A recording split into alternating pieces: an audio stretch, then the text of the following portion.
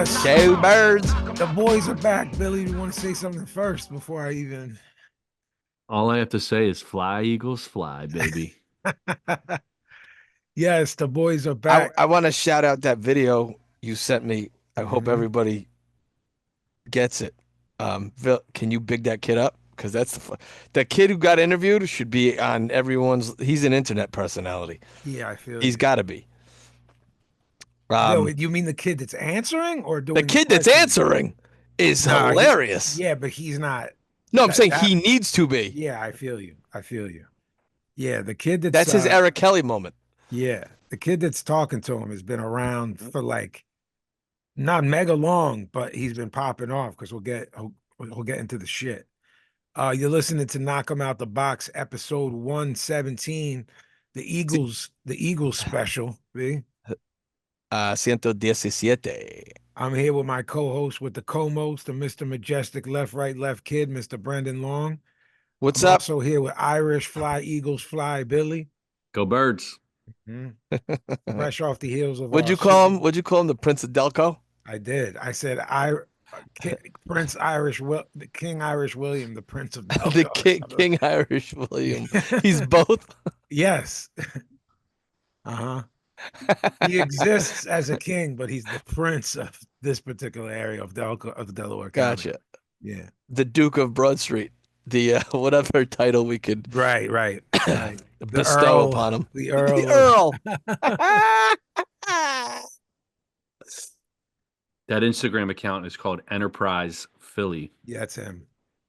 That's All right, him. you guys go check Enterprise Philly for Yeah, some good all the stuff. all the fun stuff down there. Yeah. You guys any things we might not have seen that you guys heard of to report? I did see they tipped over a fireworks display and inadvertently shot themselves. And I started saw that. shooting everyone. They took Yeah. down a traffic. I like that we say started shooting everyone. Yeah, they took down a traffic pole because so the mayor with a serious face gave a declaration that basically said, "We know you're all degenerates." Her declaration was, "Please don't try to climb the poles because they're grease." So then you're making everyone, hey, yo, no diddy, but you're daring everyone when you do that. Please don't climb any poles and please don't shoot guns off. That was her declaration. That was really our only loss. You guys really when you guys win, you guys do live up to the name Pennsyltucky. If you It just check becomes it gets it's in your blood in Pennsylvania to be outlaws, and then it's all hell someone breaks wrote, loose. it might have been Richie from Wisdom and Chains. I think it was, but someone wrote on my personal Facebook page, you know what I mean? Not like a artist one, like Philly is lawless. Because I put because you see them burning Kermit, B? Yeah, what's the significance of that? Because Mahomes sounds like and looks like Kermit. Yes. Okay, So I've seen that from last year or whatever, 2 years ago. So they were setting Kermit on fire, which that's a little Love bit. it. That's diabolical. The Muppets are hold a dear place on it. Setting him on fire while he was No, burning. Vinny. They were saying "fuck the Chiefs." Fuck It's the Chiefs. it's dastardly. It is dastardly. It's dastardly. I'm gonna blow up after that comment. Just not me, but the word dastardly is I gonna love take it. over. Yeah. I think I might have Gavin tatted on me. So it was a crazy weekend for me at least because there was some boxing on, not no big fights. I guess in the UK that's considered a big fight, Worcester, and there was a lot of people there at least. No, I don't know. I don't know. I know it was an event. How about that? Rather than call it a big fight. But so I had, like Thursday, Friday, Saturday, and then into the Eagles. So I was wiped out. I had to wake up like with an alarm for the Eagles. But yeah, man. Bill, how did you manage the game and your bets? Did you put any bets in? Boxing? I did. I was texting with the Paz man over here on Saturday. We can talk about that at the Billy All right, Bet I'm segment. just seeing We how can. No, but things, you know what it because is. I called Billy personally. I haven't even updated on Vinny Sunday. You on know that, the Vin. He the full has, results. but B, one thing that we don't discuss on the show enough. I guess it Mhm. might not happen enough to discuss it. but we're giving lines on Mondays. Sometimes on Saturday, if a ton of money comes in Yeah. somewhere, there's things we say. I'm not saying our predictions would change, me and you, but some of our advice to Billy would change. So True. on Saturday, it's like he was feeling hotsy totsy, and by Saturday, Chisora was a 3-1. And Billy Was like, he? yeah, Billy was like, I don't want anything safe, Paz. I'm like, bro, Otto Valine and the over, or even the distance is like probably most sensible. Yeah. But at 3-1, you're going nuts this weekend because it's the Super Bowl. I'd put money on Chisora at 3-1. Not when we started. It was fucking close. It was basically 50-50 when Oh, we started. Chisora was a dog? Yes. Oh, I thought he was the favorite. No, he was a Oh. 3-1 dog by Saturday. When Mhm. we were talking about it, it was Interesting. kind of close. Yeah. So money came in heavy, over Yeah. there. All So right, let's you want to say something before we get into the news? no, I just wanted to congratulate you, motherfuckers. And I'm back to hating the Eagles again. I feel it. I get it. So I do like that they Saquon it was pretty much shut down, and then the Eagles were just like, fuck it, we got tools, baby. Well, Like like my God, brother and I said, if their plan is to shut him down, Hurts has to make like 3 to 5 big plays, and he easily did that. And he shut people. people are saying it was boring. I didn't think it was boring. I thought it was I There's don't so know, many like angles because of where you live, where we live. I just thought it was It was a thrashing, and right. They whooped up on them. Great interceptions. The second one, you saw like what Billy was the first drive where I was like, here we go with the call, with the hands with on the call, to the face. Right. with the call I on texted. I AJ. texted. I was like, here we go. Yeah. Here we go. All right. So let's start off with some news. I'm glad you guys got some good news for your city, though. Yeah, we are too, man. It was good. It was good. People, for the most part, behaved too. What about you? Did you behave? I did. Billy was misbehaving, but was in the confines of his home, so I They consider have to Correct. corral him in. They chain him. Yeah. They chain him to a safe. I heard. Nobody Or would like let me leave. I was begging people to leave and See. let's go to Broad Street. And they just Yeah. they my chain him to like my Your handlers cousin, took care your of your it. cousin went, Billy. I they know he went. Yeah. they chained Billy to a big anvil in the basement. They have the daddy stay home anvil, and in Yeah. between consciousness, he just wakes up and he's like, huh, and he's got the Yeah. cuffs on, like the on his ankles and his wrist. Yeah. He Indeed. Did you hear he tried to try to gnaw his wrist off Yeah, to get get out down there. to get down Yeah. there? Yeah, he woke up I safe wasn't though. allowed to smoke heaters or go to Broad Street. No Those darts. I'm off the darts. Oh, No, stop. I'm off the darts. This Pretty kid went. funny. He went dry January. Now he's going dart free Yeah, February. it's pretty funny. All right, let's get it started. Fucking Billy, man. Bunch of news.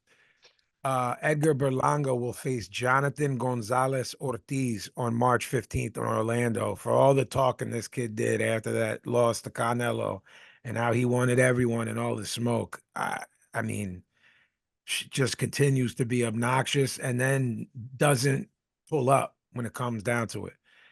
I will call this a Tony Taro. This next bit of news. If both Keith Thurman and Tim Tszyu get past their interim fights first, PBC is planning to bring back to the table Keith Thurman versus Tim Yeah. Tszyu for 2025 as an Amazon Prime non-pay-per-view show. I knew that was the long game. I don't know that Keith Thurman can get by the guy in Australia, but I did know I did say that this was the plan. Naoya Inoue, David Picasso is targeted for June 14th in Vegas. Cool. Jana Beck will defend his IBO and IBF and WBO middleweight world titles versus Anuel Ngamasengwe on April 5th in Astana, Kazakhstan. Oh, I guess it's he's gonna just pack him in for that. Right. I guess it's just a homecoming. He wanted Can't wait to tune in for that, Vin. What is that going to be on the Ocho? This is rough, B. This is a rough fight for a 2-belt champion, man. A rough fight. Okay. So I spoke in in detail about my thoughts on Moses Italma. Uh-huh. Prince Charles Martin has called for a fight against Moses Yes. Italma. Let's see if he can take it as good as he gives it. That's the kind of guy I was bringing up, that I thought that level of guy can beat him. The only thing I'll say is I'd like someone a little bit more like reliable than In terms of even showing up, or is this guy in shape? Because he can be good both. at times and then Yeah, he can stink be at times. okay. Yeah. He's totally out of his fucking mind, that guy. Yeah. There's something. Yeah, I'm going to speak about that, not regarding him, but I want to know if you agree with me. Subrael Matias will face Gabriel Valenzuela in an IBF super lightweight final eliminator on March 1st in Fajardo, Puerto Rico. So Subrael trying to get back in the mix after that Lee and Paro debacle. Disaster, really. If Yeah. to me and you, it was a disaster. He fought that he fought his last fight. He won a decision, right? Yeah. Mm-hmm. So after arguing about this off air, Miguel Madueno has stepped in on 10 days notice to face Oscar Duarte this weekend in Anaheim after Regis Prograis was forced to withdraw due to a shoulder injury. I was texting you the words "he's done" and you beat me to it. So you wrote "he's done" and I wrote "yep." Yeah, we're talking about Prograis is Prograis, done. guys. Yeah. Yeah, I think this is it.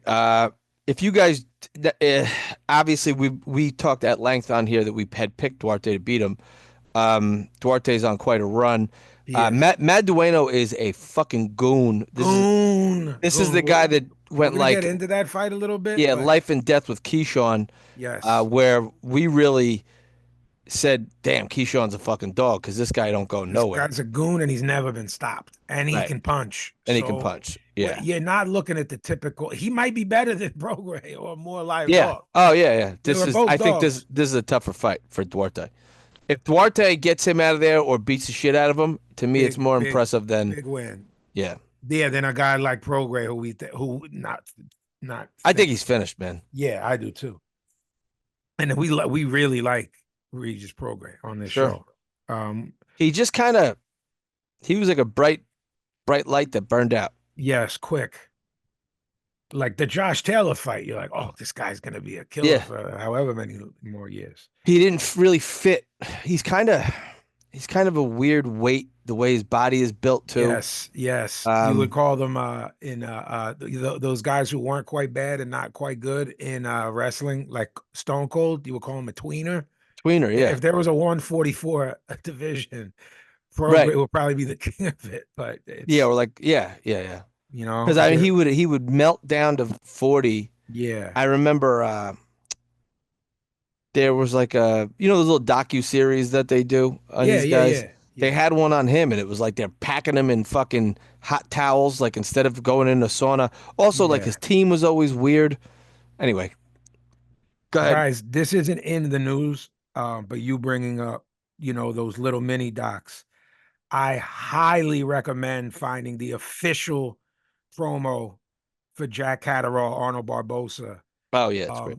It's fucking brilliant. It's Catterall being hilarious because he's referred to as boring. So it's like basically a skit, Yeah, or a mini tongue-in-cheek, doc of a tongue yeah. in cheek, and he's really funny. He is. And I like that he doesn't take himself seriously enough to not do it, because it's really funny. So he does all this stuff that you would consider really boring. Mhm. It's really good. It's very Find it good. somewhere on the zone, any of their things. Canelo's opponents for the 4-fight Riyadh season deal. May By the way, we 3rd, got to report on that because that happened after a lot happened. a lot. Yeah, the Jake Paul went, which I didn't want to talk about on this show, and it came and went, so we didn't have to talk about it. Right. You know? So real quick, just to catch everybody up, and I think if you listen to this show for boxing, we had reported last week that Crawford Canelo was complete, signed, sealed, delivered. We're going to get it in September. Absolutely. We even said, what are the interim fights going to be? Correct. We said Crawford won't have an interim fight. I have predicted now for the last 6 weeks that William Skull, aka Billy Crossbones, was going to Mhm. be Canelo's opponent, so Canelo could grab the IBF. You did. Okay, we closed the show. The next day, Ring sends a post out Yes. that says Jake Paul. Oh, excuse me, Crawford. It says Jake Paul, Canelo near done. Yeah, the deal's Then the near next day complete. was Crawford and Canelo is Canelo off. officially off. Then we get the news, the big news. Um, they have signed Saul El Canelo Alvarez to a 4-fight deal, Crawford being the second fight in that deal. The first fight is going to be, which was announced after, so we're just catching you guys up, none other than William Skull. Then Crawford, Canelo, if Canelo gets through William Skull, which we predict he will.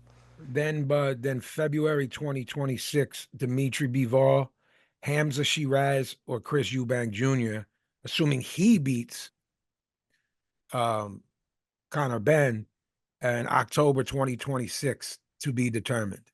So he's giving up his May, September dates next year, which is, Yeah, yeah, next year, 2026. Yeah. 2026. Yeah. So Dimitri, Crawford, if Canelo gets through William Skull, Crawford Canelo will be for the undisputed super middleweight title. correct. I just want to say, because it's not something we're talking about again in this episode, that I don't think it's a bad idea. I think it's the fucking worst decision in boxing history that Bud is going to wait until September and be out 18 months at his age, not go to 60 on the way and beat someone like Janabek and get a middleweight belt, or some offshoot catch weight at 65. He posted today. This isn't in the news. I don't know if you saw it yet, B, because it was late in the day. He weighs 185 right now. Well, I saw that, yeah. Yeah. Bud, I mean, guys, Yeah. and he's obviously still ripped up. The black guy's not going to put on a couple pounds, and it's going to be fat at with what he does.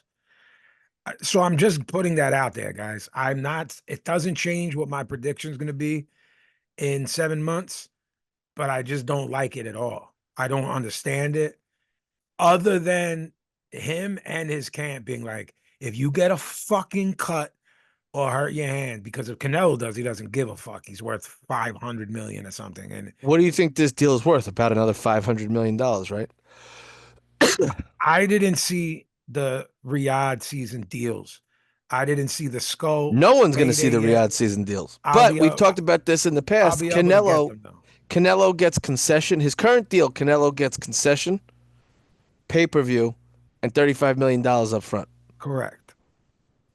It's probably, if they all didn't do well, which it doesn't happen with Canelo, it's probably worth 400 million. If they do, it's probably worth like 550, 600 million. Nice, You have to, change, huh? I'll skip ahead one thing to say something, because uh it's been confirmed that if Bivol beats Beterbiev, which is an absolute real possibility, the 50-50 guys, on the 22nd, that there it's going to be a trilogy. So then take him off the table for that Canelo, Right. But rematch. you know who's going to be at Benavidez, mm-hmm. yeah. Boom, Hey, boom, look, boom. Look, man, we've said it in the past. We'll say it again. And we were grateful that they put on a good show last week. But how long can PBC tread water with these guys? Or before they just start working with the Saudis as well. yeah, So, yeah. and David Benavidez accepted, I believe he said, I'm flying out to that fight. So he's going to be in Saudi ringside now that Canelo's signed. Let's not speculate, but you know, Yeah. there's a lot of possibilities. There is. Things are getting interesting at very least. And what did we say the last few weeks was, if you throw money at fights, they'll get made. So By the way, none of this plan is enough to do what we threatened, which would be to take Canelo off. He wants that belt back so that 68 is unified again. I don't see nothing wrong with that. And William Skull can fight.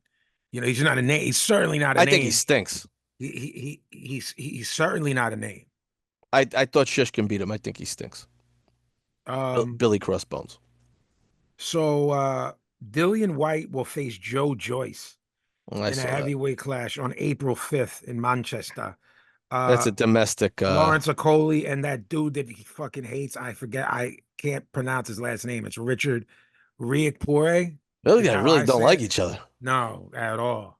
I don't know what the deal is there. Someone from the UK can tell us. Yeah, write us in kotbboxing@gmail.com. What's the history? Give us a little Is it history. amateurs or is it gym shit? Our guy Anthony Kakachi. Hey, he pulled out of that fight.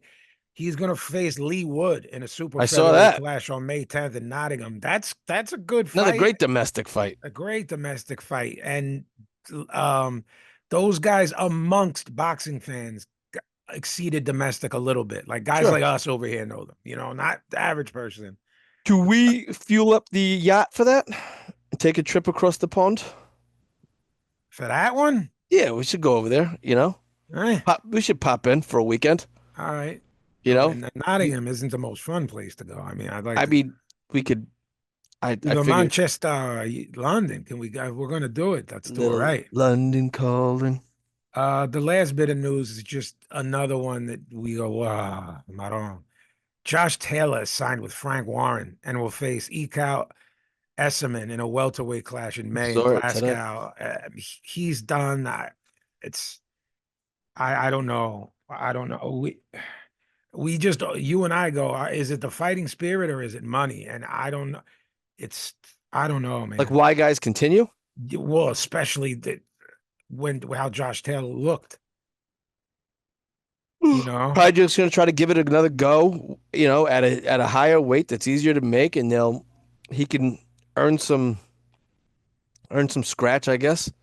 I'm gonna rip through some things in regards to reviews. Did you watch the Montreal card, B, on ESPN I did not. On Thursday? So I'll rip through what I saw because, you know, we're still. Oh, that's your boy, the Wolf, right? Yes, correct. He was the main event, but basically everyone on the undercard was prospects and undefeated. So you had to start saying, all right, are any of these guys Pazzi prospects? So this guy was on Thursday in Montreal. Eye of the Tiger Promotions, who are doing a lot of good cards up there. Our guy Corey Erdman called this card, and he was great again. A kid named Avery. He's Canadian, isn't he? I think so. A kid named Avery Martin Duval, and they were saying that name, B, which is clear to say. It's not spelled weird. It's not, you know. They were saying it with such a French thing. It already started getting me hot to the point where you couldn't understand what they were saying. And his name is just Avery Martin Duval. He's 12-0, 7 KOs. He was facing a kid named Keyshawn Coley. 6-1, but he was a good amateur. So I said, all right, what's going to happen here? This kid, Martin Duval, is good. Good jab, up and down with it. Throws a left hook off it. He's got fast hands. He moves really well. But when he sits down on his shots, his head is on the line. In the second, Koali landed a stiff jab as Martin Duval was pulling back, and he rolled his ankle or knee or something. It looked, you know, when you say, oh, no. He went down, you know, because of the ankle, but a jab landed, so it's a knockdown. Keyshawn Coley was absolutely better than they anticipated. I thought he might be a problem, but a little bit of that disease you and I talk about, and we need to come up with a name for it. Me and you or Billy need to come up with it, or knock him out the box guy, you know, listeners need to come up with it. When a guy is naturally athletic, and he thinks that moving around athletically somehow wins you a prize fight. We got to come up with a name for that. This was Avery Duval was doing that? Yes. Martin Duval steadies himself and separated himself in the second half of the fight. It was a UD for him. He's not close to being stamped for a Pazzi pick, but we'll see what's next. Okay. Because this guy was. These are 130 pounders. They are. They're lightweights, but it was the, you know, when they do, when you're a prospect and you don't have to make weight, so Yeah, they'll do yeah, like a yeah. If it's not a 133. title fight, yeah. Yes, so they didn't make weight, so they, you know, Okay. this kid Moreno Fendero, 8-0, 6 KOs, and he's a Mark Ramsey guy. B. We like keeping our eyes on the, you know, Mhm. versus a guy named Edison Dimage, 13-3, 7 KOs. This is at 168, which there's some guys there. The last time I saw Moreno Fendero, it was a brutal KO, one where you worried the guy wouldn't get up. Yeah. So you're not really cheering because there's nothing, you know. Mhm. But he was okay, his opponent. Dimage was dropped in the first with a looping left. Fendero was just doing whatever he wanted. I felt like he was playing with his food a little bit. He let his shit go in the third, dropped Dimage twice with hooks, and the ref waved it off. We'll keep our eye on him because his power is real. His power is definitely real. There's a little bit of crudeness there. Mhm. Mark Ramsey's the guy to clean that up, if there is a guy to clean that up. Christopher Guerrero, 12-0, 7 KOs. Guerrero somehow ranked by the real bodies already. Okay. He's fighting a guy named Dennis Duadi, who was 25-5, 9 KOs. These guys are at welter. Guerrero does not look like a fighter with 12 fights. He's seasoned to be. This was Okay. already Well, that's what he's got scheduled. listed. He's a Mexican kid who's fighting out of Montreal, He's a which Mexican is kid weird. fighting out of Montreal. He's got that weird Arturo Gatti accent. Remember, it was like Yeah. Italy mixed with Montreal, Yeah, mixed yeah. with Jersey City. Mhm. That's how Christopher Guerrero is. So he speaks good French too, Okay. and Spanish, and perfect English. So that's being So he's trilingual. born. So we're assuming he's born in Mexico, raised in Montreal. Yeah, good looking kid. Look, scheduled for 10. I was taken aback by that big because we talk about what are they doing with this guy? When are they moving him? That seemed a little Right. bit whoa. If they're scheduling for 10, they think he's got the goods. He can Sure. box, but he'll stand in front of you and sling the dogs too. He'll catch and shoot. Beautiful left hook to the body in the fourth, folded up this kid, and he was cooked. The ref took about maybe 7 hours to count to 10. So Duarte beats the 7 hour count with, you know, Yeah. and then he went down from a slip and the ref called it off because he was done. Maybe as a way to make up for the 9 hour count. Probably. But this guy was, he did nothing happened and he just looked at the guy and said, all right. And that was from the body shot. Duarte had never been stopped in 32 fights. So to me, that's a statement. He's stamped Pazzi prospect. This kid is Sure. stamped. Look, welter 147 it's getting a little bit interesting because guys might Yeah, be but it's like a going up, barren but wasteland. it's So if these barren. guys, So yeah, it's like it's tricky if you got guys going up because there are guys it's a going good up. place right now to be a prospect if you want to have a clear path because a lot of guys are going to lose and move up soon. Yes. And I think the Ryan and Devin fights are both at 47, aren't they? Or is just one Correct. of them? I know Devin Haney's at 47. Yeah, one of these kids might be able to clip one of them in 2 years or 3 years. I'm telling you right now, if it was rushed, he's a kid with 12 fights. Christopher Guerrero dog walks Devin Haney now. Now. Okay. But yeah, I mean, especially at that weight, right? Yes. And he's He said body it. snatching. Devin Haney's going to be a little guy at You keep 47. making that point over and over, and I hope people He's are going to get his listening ass because kicked. your I don't mind, think this is a fucking good move for Devin Haney. I don't either. I don't. You've heard me say I'm treating him the way I treated Wilder. Yeah. I think any capable guy packs him up. Right. He's a name, and he's an important scalp for a lot of guys. So the guys who are chilling at 47, who've been at 47, are going to say, "All right, let's go. Feed me that guy." Let's go. B, let's not forget that regardless of what we saw with our eyes, right, which we saw, that loss isn't a loss on paper. He's still undefeated, bro. Let me tell you something. But you feel me? Yeah. So in their mind, I don't think I'll be surprised if he beats Ryan again. Number one. Number two, I'm saying you think he's getting through what's his name, and I don't. And you said, yeah, he was good, but he's cooked. Who was he fighting on that card? Jose Ramirez. I Isn't think that he's going his to beat Jose opponent? Ramirez. Yeah. Right. Yeah.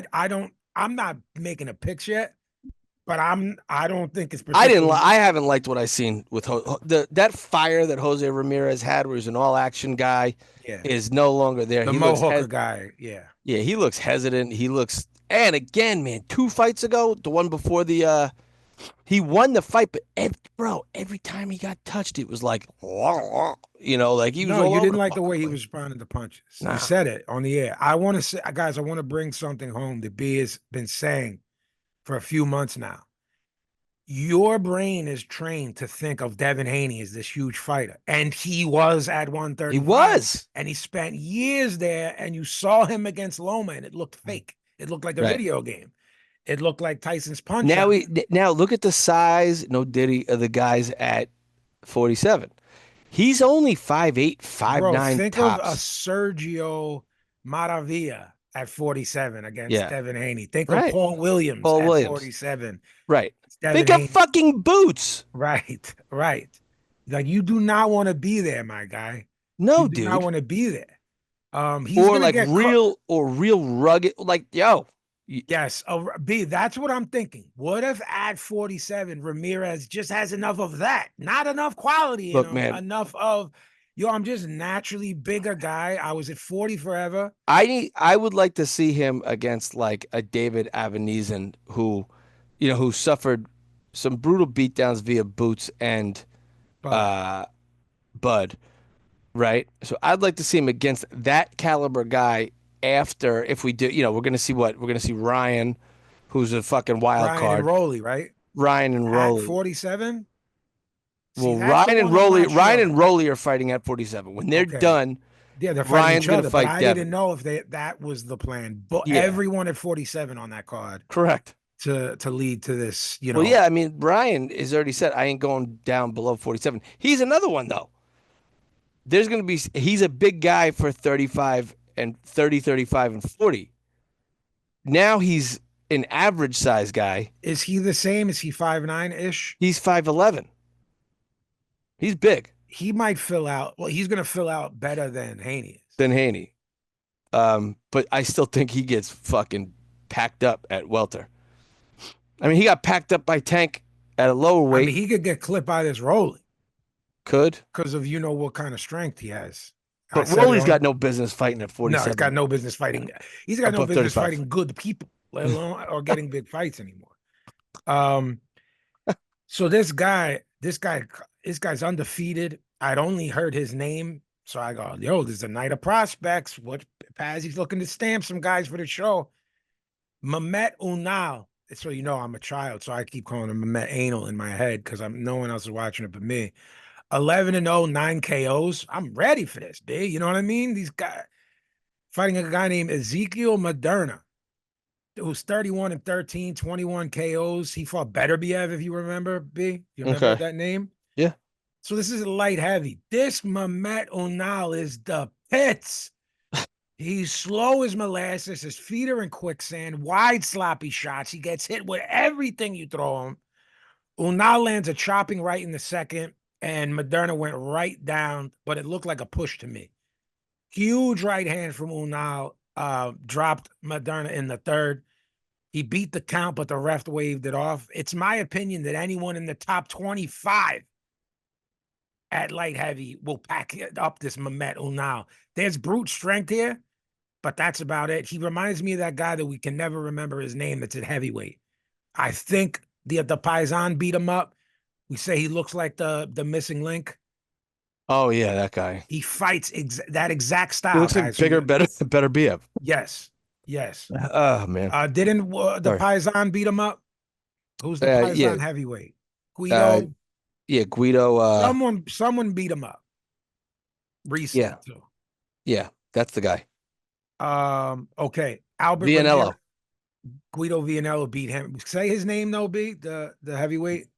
It's Mahmoud. Arslan Block. Arslanbek Makhmudov.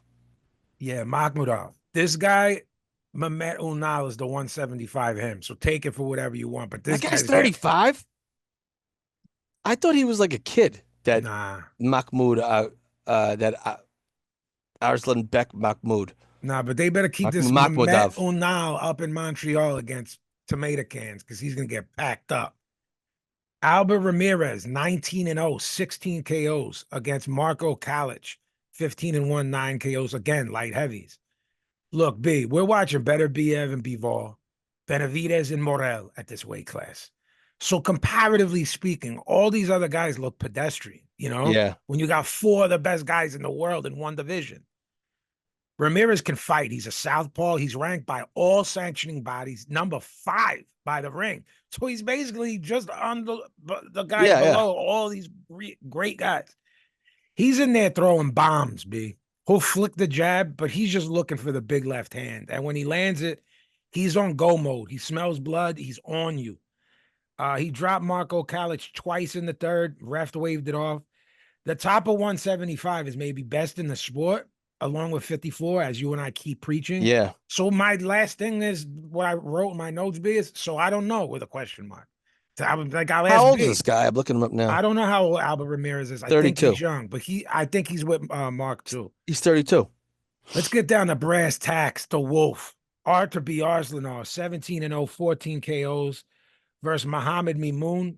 These guys are friends because Mimoun is a Muslim. Like they pray together and stuff. Mimoun won some minor titles, B. Like beat some like proper guys, you know? He's fought everyone. Yep. The Wolf just dog walked him and did him dirty. He's a killer. Mimoun has never been stopped, and Biarzlanov packed him up in 2. He's a mini Beterbiev, man.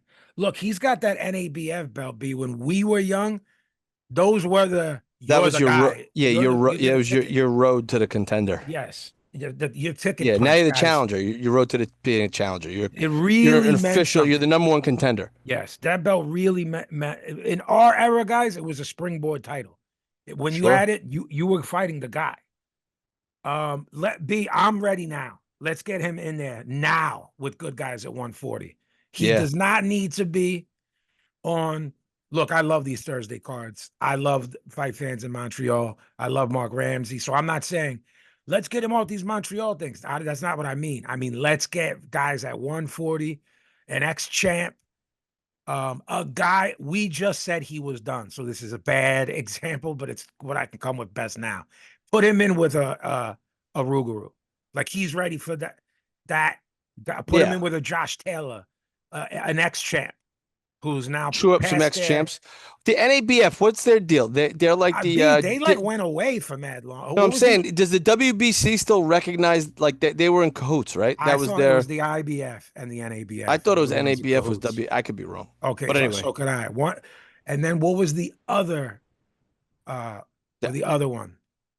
There were 2 huge springboard belts when we were like in our teens. Yeah, NABF and then the IB. Yeah. Oh, yeah. Fuck. I know. And guys, both NABF, of these there was belts, an NABO too, right? NABO. The NABO yeah. guys, you were like a real guy.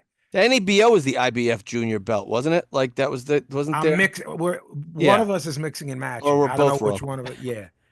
Guys, I'm telling you, Artur B. Arslanov. Yeah, you got to check him out. The Wolf. Now.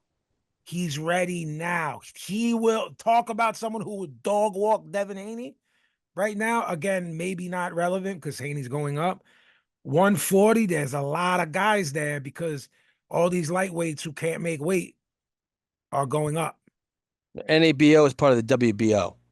Okay.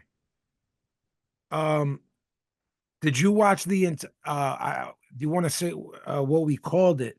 I believe I hit you up because I was sleeping and I said, man, B, that Manchester card was rough. And I don't remember your exact answer. It sucked. I think it was funny. Like it was the shits. It was. Is that Should what I wrote a bunch of notes. I'll skip them. Yeah, I just want to talk about one person before we just one thing. They are horny for this Jack Rafferty, this kid with the braids. Yeah. 24-0, 15 KOs. They were going nuts for him. It was for 2 regional belts. You know, those belts that mean a lot there. Jack Rafferty is 29 years old, bro. Dude. With 24 fights in a loaded division and hasn't fought any one yet, which is a fucking tell for me. It should be a tell for you guys. Sure. The fact that the big fight they're talking about for him next is with guys that me and you don't know is another tell. You know, look, He's been a pro for 8 years. yeah, my question to you is the thinking that he's a local draw, so they're just content with that? Like the early part of Ricky Hatton's career, are they just good with that? B, he gets hit with right hands clean. So maybe it's just best they're not putting him in there with any real guys. I mean, Talk to domestically, me. he's ranked behind Catterall, Adam Azim, Dalton Smith, and Josh Taylor. The first three they named, Whoop his ass. UK people were like, yo, Dalton packs him up. Adam Azim packs him up. Yeah, what is the story Catterall with this guy? packs They him up. they do like him. I don't know. Is he like a? I don't know. Did he donate his braids to Locks of His Love or liver something? Like, I yeah. don't know. I don't All know. right. He cuts a good promo. Can you look, man? If you bring people in, you can be a local draw. I think I Sure. bring his name up every few episodes, like a Peter Manfredo with fighting fucking Providence or whatever that big place was there, and there'd be 15,000 people there. Can you do that? Yeah. Peter. I'm just saying, this guy gets packed up if they have any Yeah, he delusions of gets his putting ass him in there kicked. with a real guy. I don't think he's very good. No, he's not. But you can look good against domestic, low-level domestic competition. You know what I Sure. mean? He gets hit far too much. Derek Chisora, Otto Valine. I didn't see the purses, B. Did you? Because I didn't say No. this last week, but unless it was a great payday, this was lose-lose to me for Otto Valine. In my To go over there in a guy's final fight. Yeah. like 900 years old with 78 losses, unless there was a bag. Again, these guys are prize fighters, guys. You win and you beat a 41-year-old journeyman who was never elite, ever.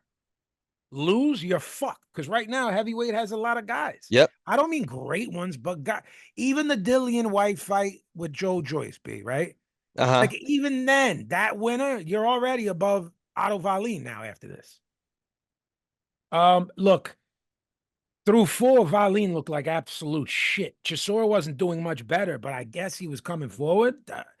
Valine got hurt in the fifth. Just a miserable performance. I'm confident saying that Fury fight where he made his bones, I'm using that term loosely, was a complete fucking fluke, and Otto Valine is the drizzling shits. I'm completely okay with saying that, and don't feel like I'll have to tuck my chain. Yeah. He was hurt badly again in the 8th, dropped in the 9th, down again in the 12th. I mean, I guess good at Del Boy for doing that at 41. I'm not really sure what this means for anyone involved. It was a UD for Chisora. A one judge had it 114, 112 B. They should be suspended because that's essentially a draw. Right. Without the knockdowns. Del Boy calling out Dubois, Joshua, and Usyk, which is wild. And B, we didn't talk about this in our. Is he zapped from being punch drunk? Is there now like is it? I'm reading that Valine got 500 pounds, 500,000 pounds, and Chisora made 1.5 million pounds.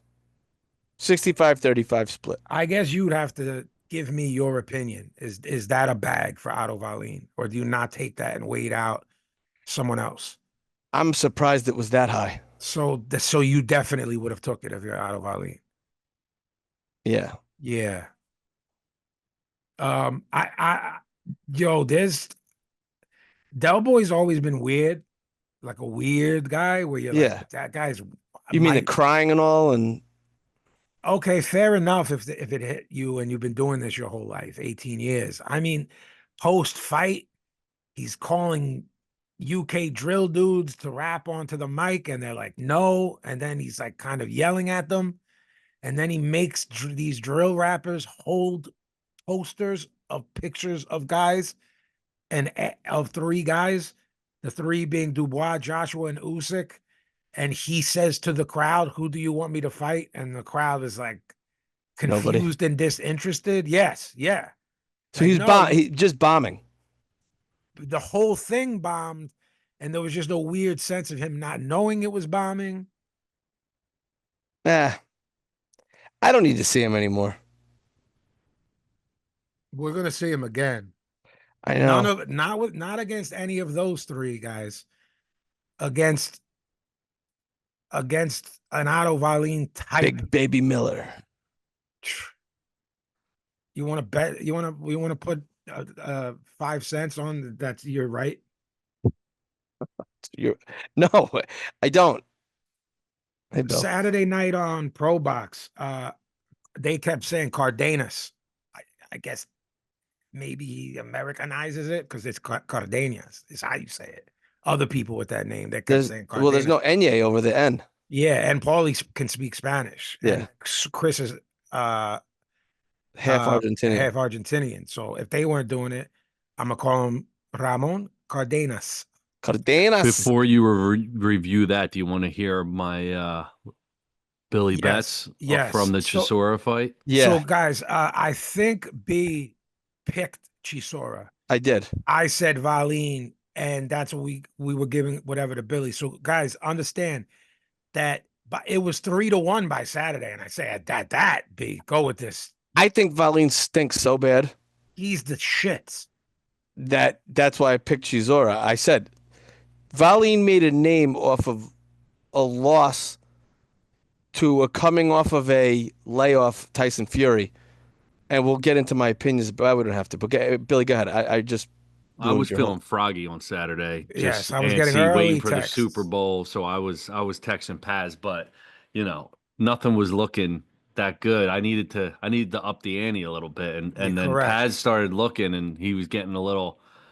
He was giving me the Tony Tarot. Was like, Chisora could win this fight. I was like 3-1. This Wallin stinks. So what'd you do? So Vin unofficially pushed me towards betting Chisora UD as a possibility. Well, Billy Betts actually got a little greedy. Oh no. Oh God.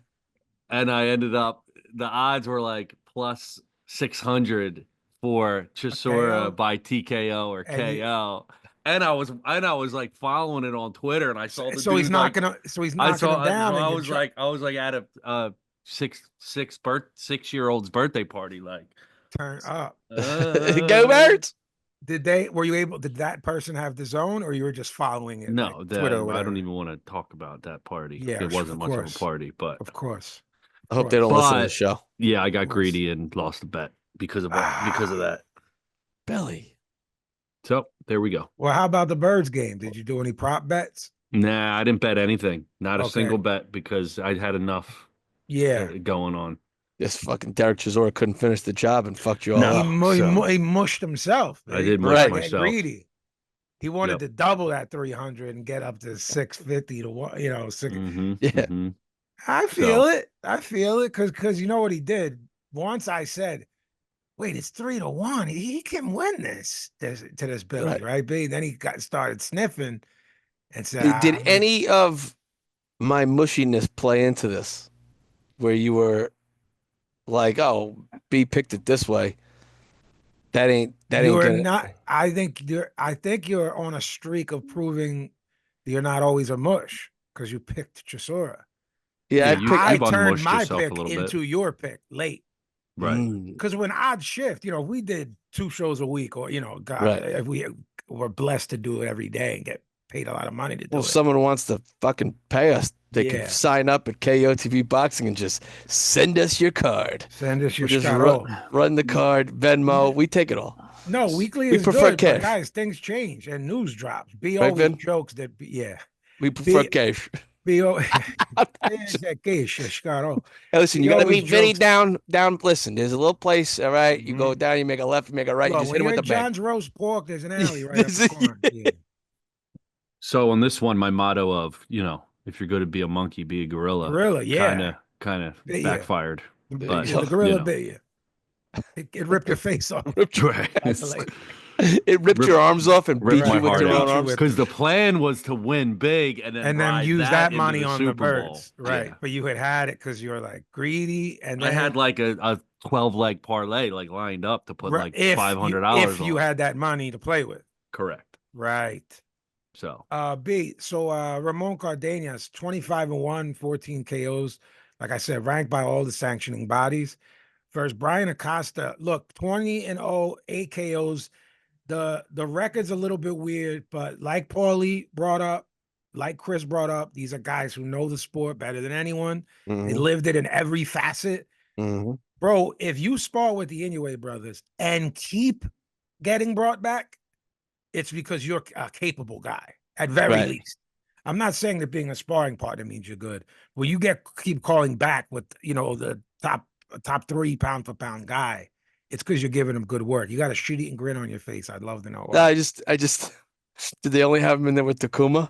You know what I'm saying? Like, you got to go fight the fucking. So no, he's the monster. I'm teasing. I'm teasing. Yeah, I know you are. So look, guys, B and I are both fans of any fighter that rocks a rat tail. So Cardenas automatically checks one of our boxes. You guys have different boxes. Maybe you like a nice jab. We're looking for rat tails. Rat tails. We're looking for criminal records. We're looking for certain things. What's this guy bring to the table? I like funny criminal records. Me too. Yeah. I don't want you touch a kid or something, you die. Right. Yeah, but if you like jumped on a car and smashed a window in the maybe climbed a pole on Broad Street, a greased pole, sure. This Brian Acosta is good. Look, it's very good. You don't get like I said, you don't get asked back in camp over and over again if you can't give a guy good work. The knock on Cardenas is that he starts slow. That's Joel, what's his name, is his coach. Diaz. Yeah, Joel Diaz is his coach, and he's always yelling at him for that.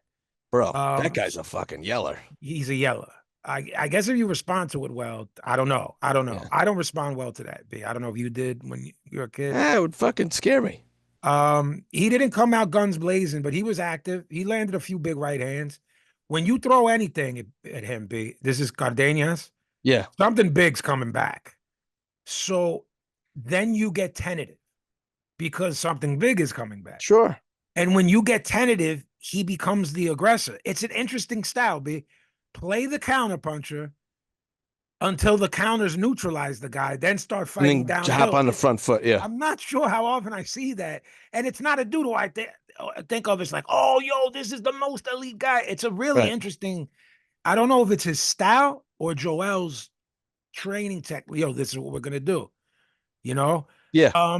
Big left out of nowhere from Acosta, who can't punch in the 7th, drops Cardenas, and he was in trouble. Bro. As you and I talk about, there are such things as perfect punches. It wasn't his power. It landed a hook on the right spot. This big left almost reminded me of that Triple G Marco Antonio Rubio shot. Remember, he on top of his head. Yeah, he loved that shot. He bonked him. He was in trouble, B. He gets right back into the fight and was doing some good work, this Acosta. The last few rounds, it's time to do a fucking fight. Oh, yeah. Look, great little fight, in my opinion. Close fight. Cards were super close except for one. Look, 95-94 twice. I'm good with that card right there for Cardenas. 97-92. That judge needs to be. Paulie called him out. Of course, it's Texas. Guess where he's from? San Antonio. From. Yep. And guess where Cardenas is from? San Antonio. Right. I mean, you can't have a judge from the same fucking city. So, B, you have that fight 8 rounds to 2 minus the knockdown. Blow if me. You're this judge. Get out of here. Blow me. No, look, 97-92 is criminal. Personally, I'd like to see them run back again. Run that back again. Guys, Pro Box stays giving us good, competitive cards and fights. Please watch Showbox when we shout them out. Watch this whole card, guys. It's for free. It's a good card. It's for free. Go on their YouTube or just put the app on. The app is free. There's no reason you shouldn't be watching this. It's two of the best, the two best, in my opinion, in the game with Paul and Chris Algieri. And Jimmy Smith does a great job being the middleman slash, he gives good insight too, though. Yeah, he knows fighting. Right. I think he fought MMA. He did. But he's really good. He sounds like he was born to do this and just happened to be a fighter. But he doesn't just throw shit out there and make things up. He knows what he's talking about, that guy. So yeah, guys, coming up Friday, stacked card. Stacked card for the lonely and single. B, ask me Valentine's Day Massacre. Tell me why there's a Valentine's Day on a like Friday night. Like my sister-in-law Kim says. Yeah. Yo, what you getting my sister for Valentine's Day? Right. Why is there a Friday Valentine's at the Garden when you could just do Saturday? Well, like, what's happening Saturday? Yeah, that would disrupt. Can you talk a little bit? I'll look up, see if what the Garden has scheduled. And is there like a Ranger game maybe? I think, but they've done both. No, but I'm talking about then just move it from there if the building's Dude, I don't know. Maybe it was cheap. I think that fucking race thing is Saturday. What's that hillbilly shit that's the biggest thing of the year? Billy, can you help me? What's the biggest race car thing of the year in America? Like not the Formula One shit in Europe. That shit's cool. Like Indy 500? Yeah. I think the Indy 500 is Saturday. So would they not have prize fighting? Would they not have boxing because of that? Is it that big? Indianapolis. I know you're not into that, but do you know like NASCAR is huge, isn't it? With like white trash people? Big. It's like, it's unbelievably huge. Right. It's like fucking huge. It's on my bucket list. I want to go. Yeah, I'm huge. Go to what is it? The one in Delaware. Yeah, I've been working out. I'm huge. Kenny Banya. Can't fit in the suit, Jerry. I'm huge. So Billy, do you think a small? No, I don't think it's that, buddy. Would knock off the Indy 5. Would knock that off a day. Like we don't. No, because that shit's on during the day too. Okay. The Indy 500 is not on at night. Okay. We used to air NASCAR at NBC. So as far as February 15th, Saturday, there's nothing huge sports-wise. They just fucking chose to do this on a Friday. It's just odd to me, and it's a really good card. And I'd like to be watching it on a Saturday. Even though it's there? Even though we have stuff on. Fucking Eagles. The band. Yeah. In the big room. On Saturday. Is this in the small room, B? Yeah. This card? Mm-hmm. And what did we decide? The Hulu Theater, which used to be the Fell Forum, right? Mm-hmm. What did we decide it was? Because I think I guessed way too small. I think I said 3,500, and I think you said no. It's like 5,000 meaning. Yeah, it seats between 2,000 and 5,600. Wow, that's a really large and it's now just swing. The theater at Madison Square Garden. It's not Hulu Theater. It doesn't have a sponsorship right now. When you go there, do you rip and shred the seats with a knife like they did when Slayer played there on the Rain and Blood tour? No, I don't. I'm a good boy. I fall face first into the fucking seat, tripping over the fucking people that were in front of me. Mm-hmm. This is like, I don't know, 7 years ago. Me and Ray None were at Golden Gloves, the finals. Mm-hmm. And I fell. He tells a story now, and I landed perfect face plant in a seat, and completely like I did a face stand in the seat. And he said, "Oh, you were fucking shit faced." And I tripped over someone. I was drinking. I was going to say, dumb question. How fucking Sauce was fucking. Were both of us shit faced? Yeah, it was me, him, and Shawnee Monahan, wasted. Mm-hmm. Anyway, let's rip through this shit because this is a fucking stacked card. Like I said, this is a stacked card for the lonely and sad. Valentine, do you think that this is gonna sell? Like, I got two girls, right? Yes. We never, my wife and I, do anything on Valentine's Day. All right. As a married couple, or since you've been together? We did one fucking year. Uh-huh.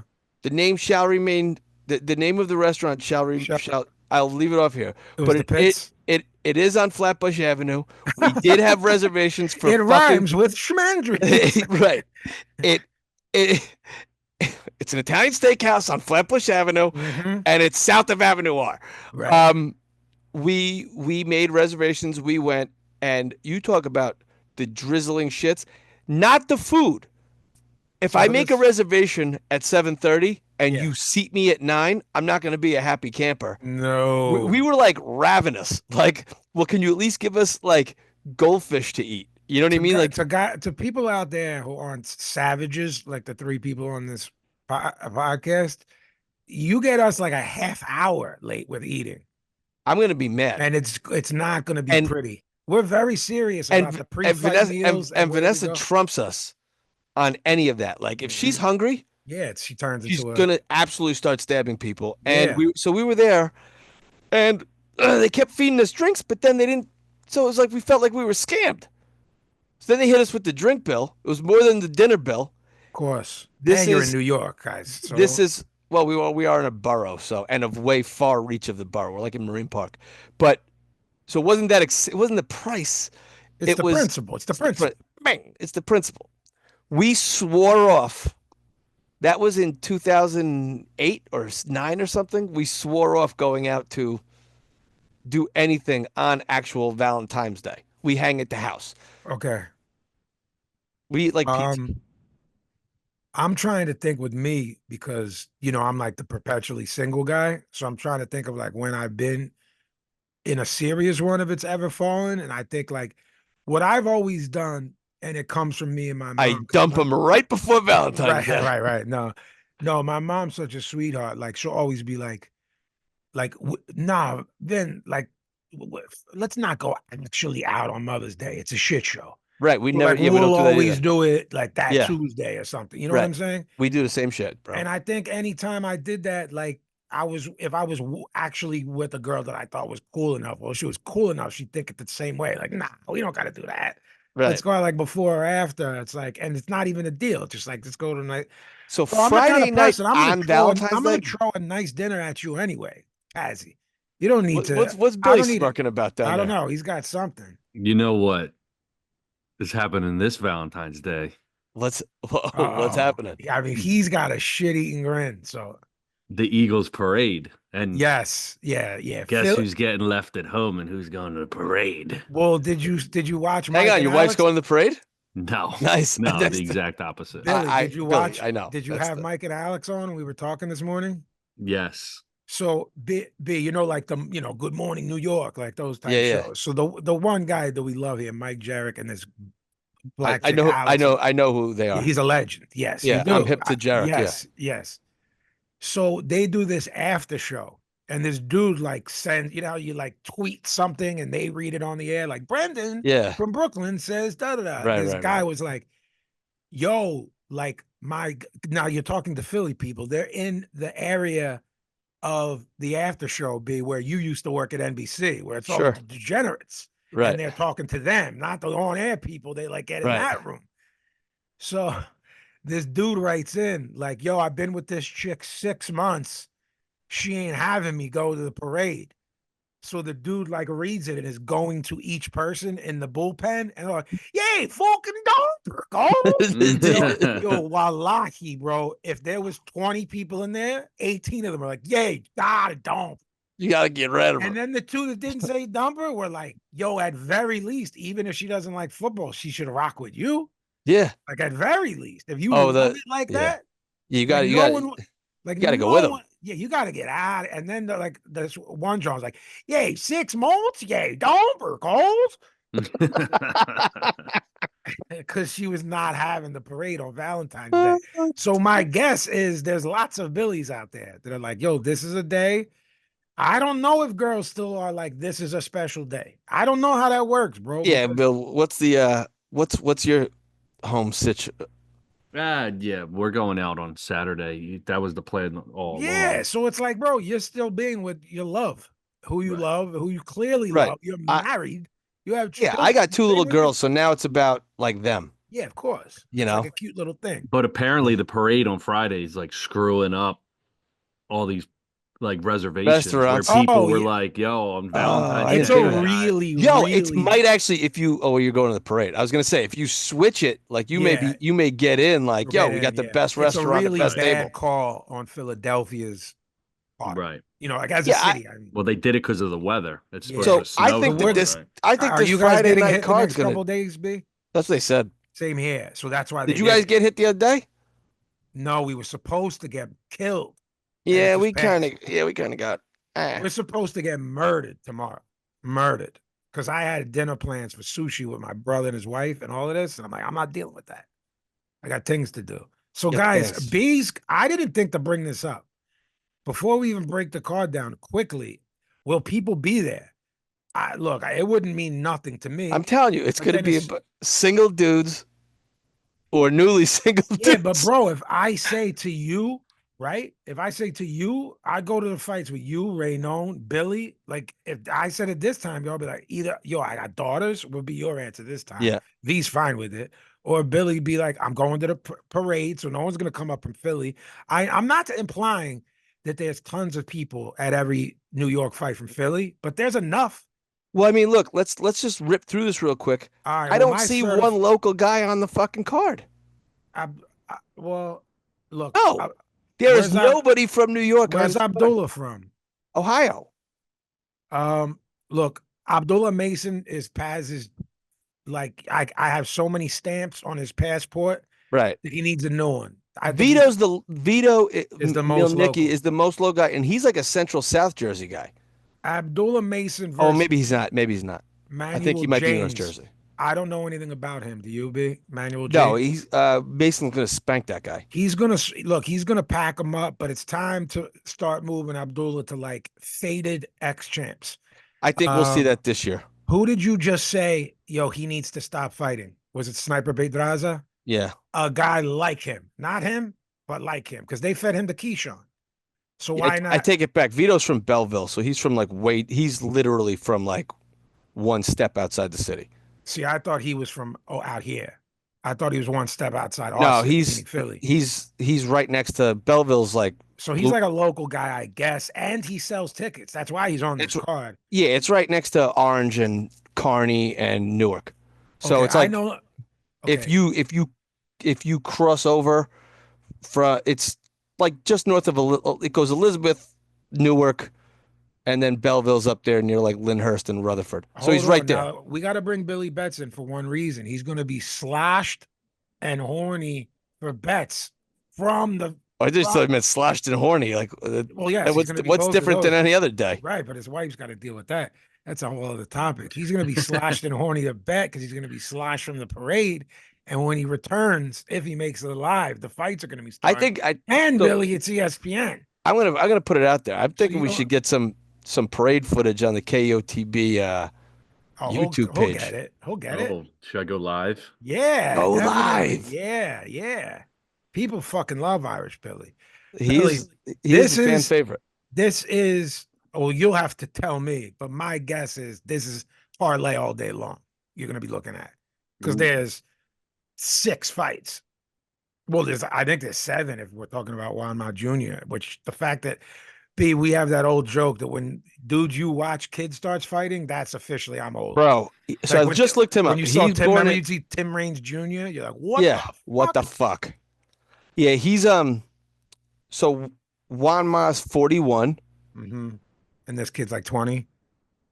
Yeah, if he's got his father's he's 19. Chin, this is I would see. So I wanted to just kind of save that, but since you sorry, no, it's fine. No, we talk about the beard, the curse. So yeah, if you guys remember, Juan Ma Lopez was a devastating southpaw puncher from Puerto Rico. He's really good. That's where the whole. If you guys who are a little younger than Vinny and I, not too much younger, but you always hear the joke like, "Oh, they're marinating." That is quoting Bob about Yuriorkis Gamboa and Juan Ma Lopez, who were on a collision course. Okay, they were. And Bob said, they're both top-ranked fighters. Yes, both the same weight, 126, both really 126 pounders. Yeah, and at the time, right? 126, and they both Yeah. moved to 30. Yes, and And then move to 35 if in Yuri Orkis Campo's case. yeah. I And want to say Wama might have turned pro at 22. I don't know if he stood there long. I could be wrong. I mean, he was a fucking Beast. he was a beast. He was a beast. He fucked guys up. Yeah, dog walked him, and then he started And then he getting ran into chipped. he ran into Orlando Salido, who fucking Salido. stopped him twice. So long story short, we thought we were gonna get that, and Bob, of course, was like, "I'm marinating," and told us, the fans, we don't know anything we about don't know what we're boxing. talking about. Right? I need to get these guys some work in first and get their Yeah. names out there. Bro, one's And from Cuba, one's from PR. Like, it's already here. dude, it's here. Sell the fucking fight. Put it on the day before the Puerto Rican Day Parade. Correct. Yada yada yada yada yada. Correct. Anyway, that's where marinating comes from. Juanma's son, Juan Manita, they call him. Juanma Lopez Jr. He's fighting on this card, so Billy I Betts. don't think it'll be televised. Billy I Betts. guarantee it. Abdullah Mason, Manuel James. How crazy is the line? Minus write all this- 1,600. You got to write all this stuff. Is there an over under?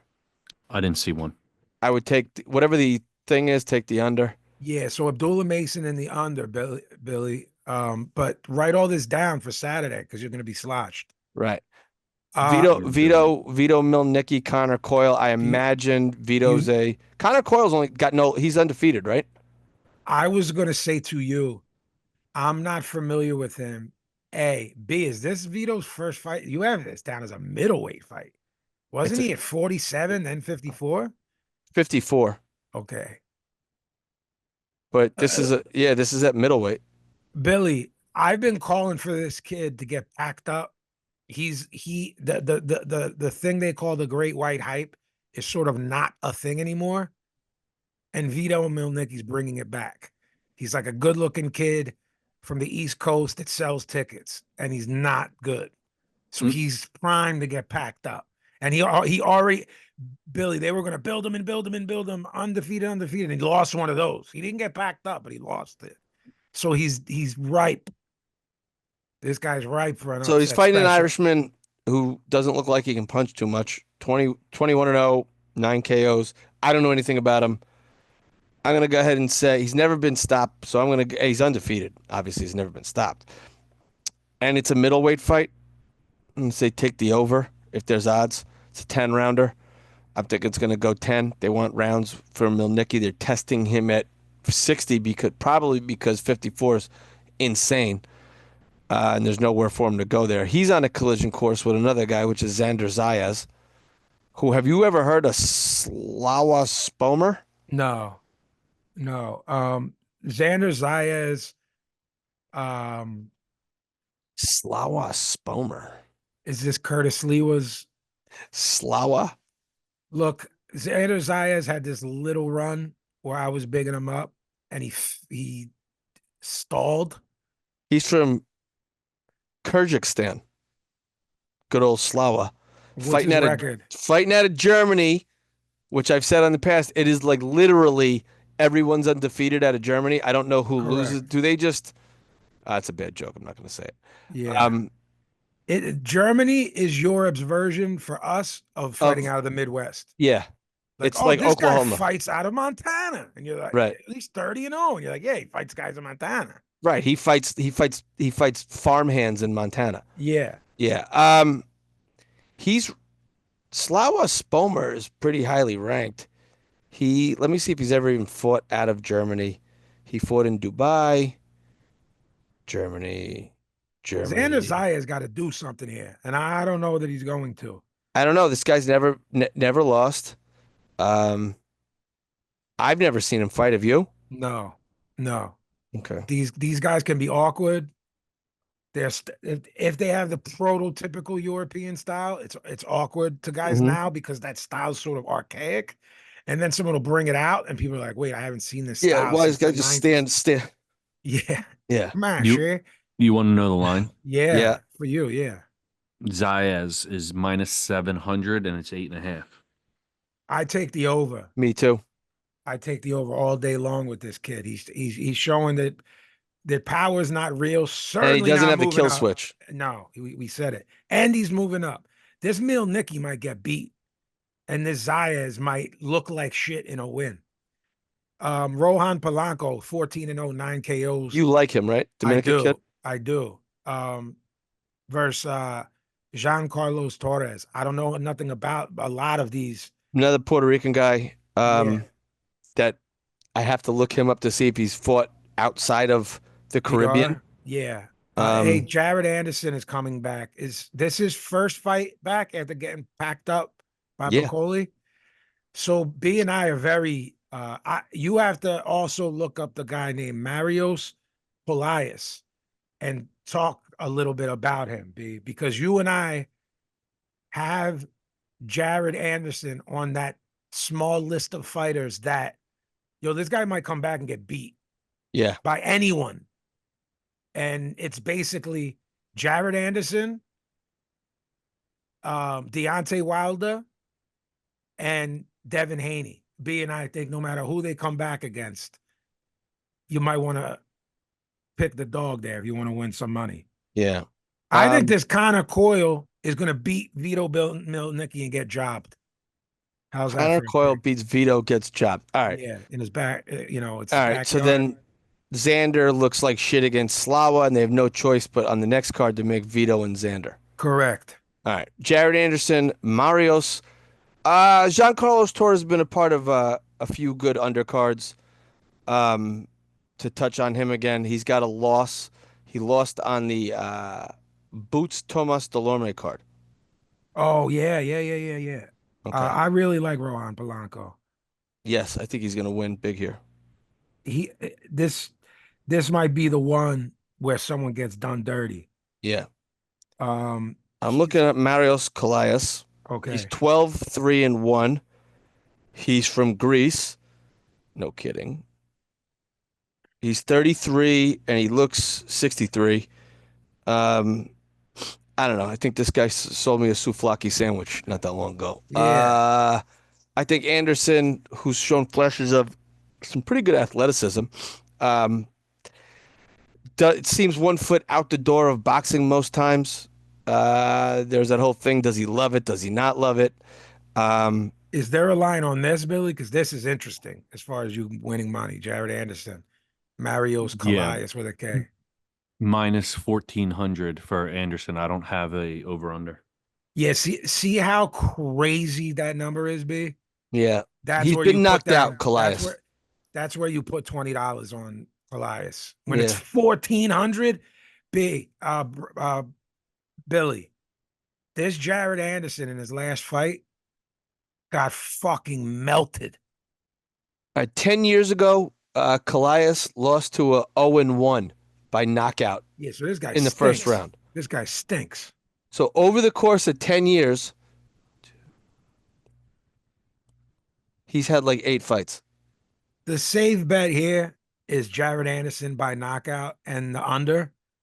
If B and I both have him on our iffy list. So at 1,400, I'd throw 10 claims on it. You know what I mean? Because he got chinned. And I just don't think he's that good. We believe he's a head case. We both don't think he's that good anymore. He showed flashes against subpar opposition in the bubble. Let's hope he gets back. It'd be nice to have him. I don't wish no bad things. No, I don't think he's long for this sport. No, we both agree on that. The main event is Dennis Barinchyk, who was on that Olympic team with Usyk, Gvozdyk, and Lomachenko. He's really good. He's don't give a fuck. Yeah, that was fucking brilliant. Barinchyk's undefeated. Keyshawn's undefeated. Lightweight, 12 rounds, WBO title is on the line. B, talk to me, baby. All right. Barinchyk, he's a mover, right? He's awkward style. Typical Ukraine style. I think he's going to give Keyshawn looks he's never seen before. Keyshawn is flying high off of his last win. This is going to be a bit of a different style than he's seen in terms of Keyshawn's done well with guys who are going to stand in front of you and try to brawl. Keyshawn likes to brawl, but I do think he can move. He's got an Olympic pedigree himself, Keyshawn. Barinchyk was what, a silver or bronze medalist? Yes, I forget which. I want to say silver, but Okay. Um, Barinchyk is he's not like a huge puncher. He's only got 9 KOs. But he's the type of guy that's frustrating. He's got a weird herky jerky style, right?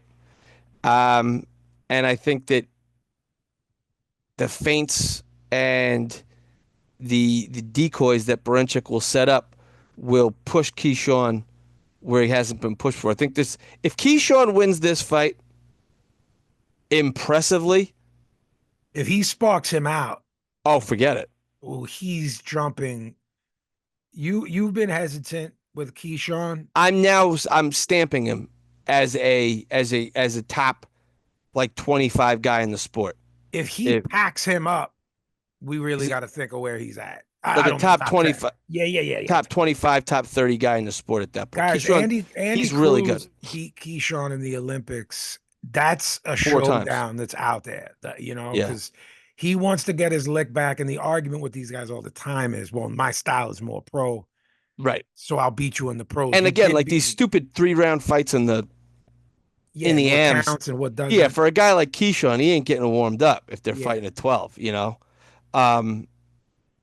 Look, that Bill, what's the line I'm on really curious on this. So what does Keyshawn do to win? He's got to stay disciplined, I think, Keyshawn, and pick his spots. Otherwise, he's going to get countered. And again, Barinchyk can be tricky. For Barinchyk to win, I think he really has to outwork Keyshawn in terms of movement and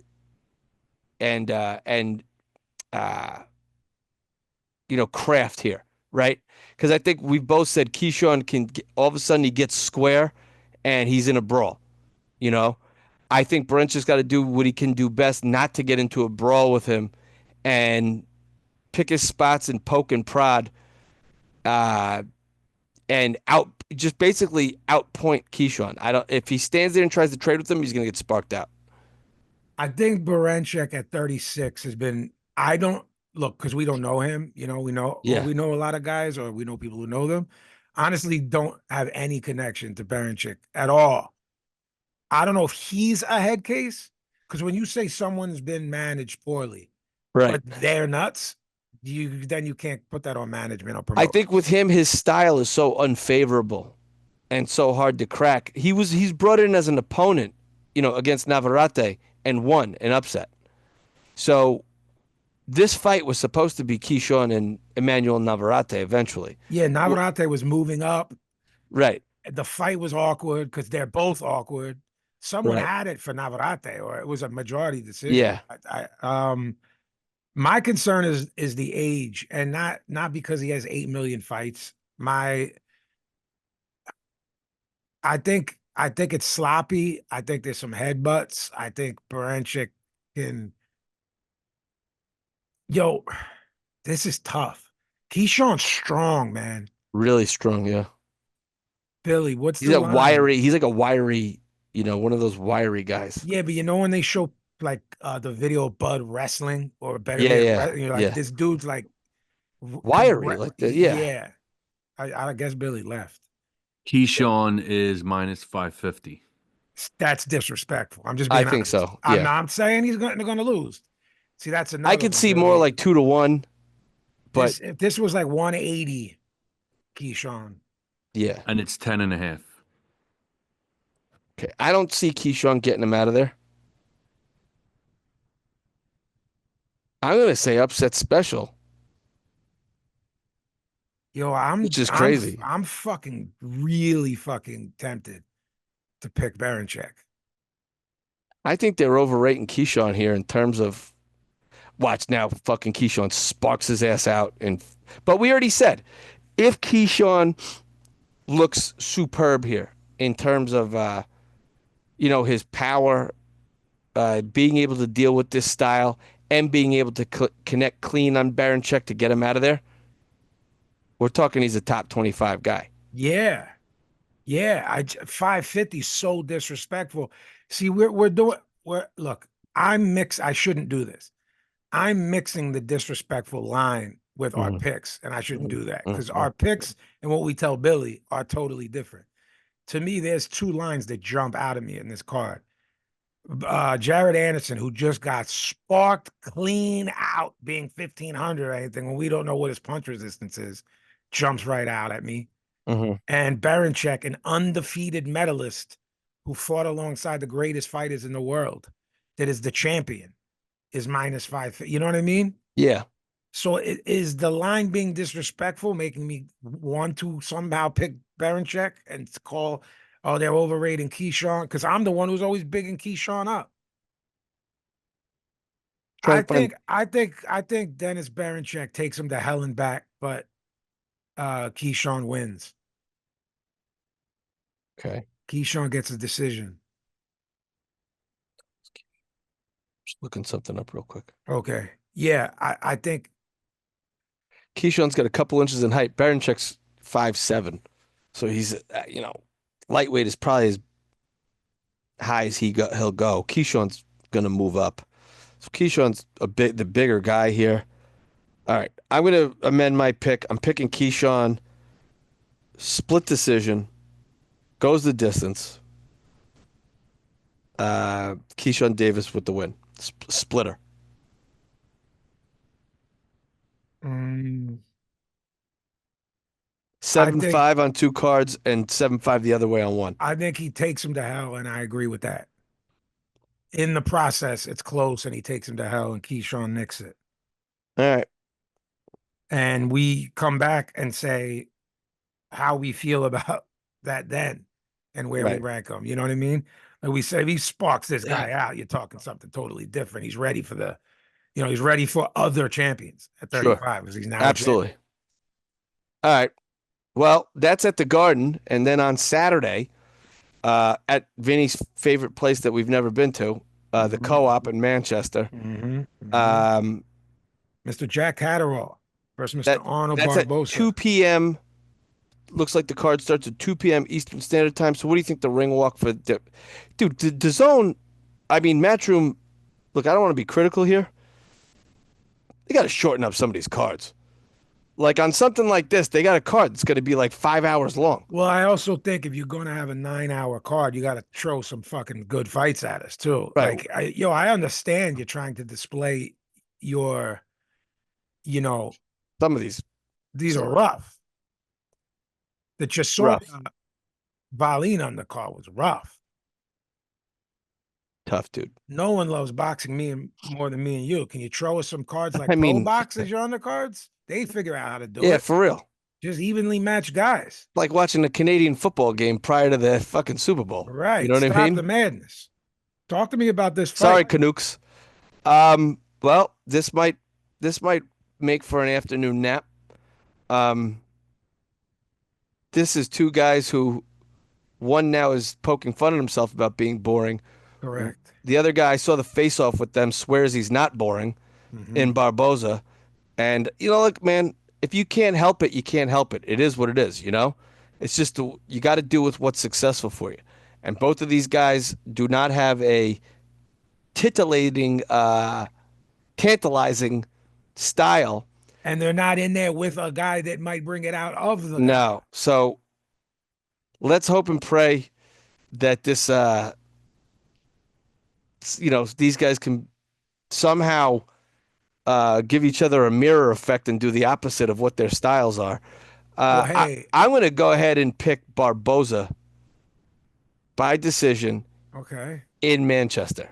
How about this, B? Forget the styles, but real quick, we've been killing this Barbosa. Like, can you fight not a corpse? Right. I mean, Danielito Zorrilla was his biggest name until he fought the last fight. Ramirez, who you were like, he's washed. So right. That's still, you know what I'm saying? I don't think he's as washed as you. He's definitely on the other side. He's definitely on the other side. We both agree there. You think he's how old is Barboza? What, 31? I think he's like 33, bro. Is he's he 33. He's 33. All right. What I he think got like a bunch of fights too, right?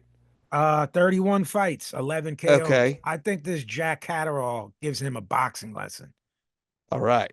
I like it when we split. I Okay. think it's lopsided, and I don't mean lopsided home cooking. I mean like in our eyes. Okay. Um, I don't hate that pick, but I'm still sticking with mine. it's USA. You could argue that Catterall is undefeated because people, there's Yeah, people yeah, yeah. The first. genuinely feel he won the Josh Taylor fight.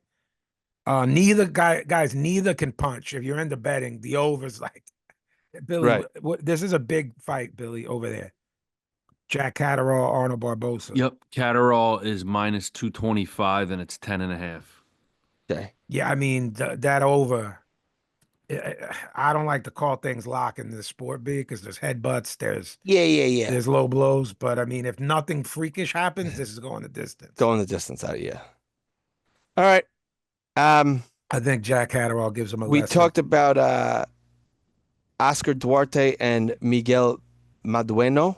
We did. He's a late replacement, and you and I both think it's a better fight than Better than Prograis Rougarou. at this point. Yeah. He can crack, and he's never been stopped. Facts.